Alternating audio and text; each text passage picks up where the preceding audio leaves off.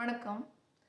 இன்று ஒரு பழமொழி, ஏகாதசி மரணம் துவாதசி தகனம் அப்படின்னு ஒரு சொல் இருக்குது.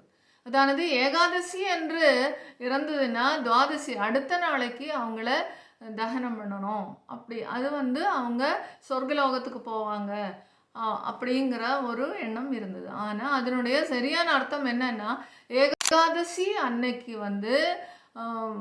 பட்னி இருந்து கடவுளையே ஸ்மரித்து, ஸ்மரணம் என்கிற வார்த்தை மரணம் என்று ஆகிவிட்டது.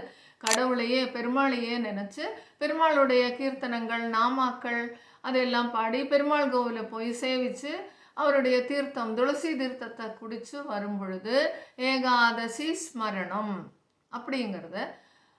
துவாதசி தகனம், துவாதசி அன்றைக்கு நல்லா குளித்து பெருமாளை கும்பிட்டு உடனே துவாதசி நேரத்திலேயே நல்லா சாப்பாடு நல்லா சாப்பிட்டு அதை தகனம் பண்ணிக்க வேண்டியது துவாதசி தகனம். அப்போ ஏகாதசி ஸ்மரணம்ங்கிற வார்த்தை மரணம் என்றும், துவாதசி தகனம் என்கிறது துவாதசி வயரில் ஜீரணம் பண்ணிக்கணுங்கிற வார்த்தை தகனம் என்றும் மாறி ஏகாதசி மரணம் துவாதசி தகனம் என்று ஆயிடுச்சு. ஆக்சுவலாக அது ஏகாதசி என்று ஸ்மரணம் பெருமாளை ஸ்மரிக்கவும், துவாதசி என்று நன்றாக சாப்பிட்டு ஜீரணம் பண்ணிக்கவும், உடம்பை நல்ல ஆரோக்கியமாக பார்த்து கொள்ளணும் என்பதுதான் அதனுடைய பொருள். ஓகே, ராம் ராம்.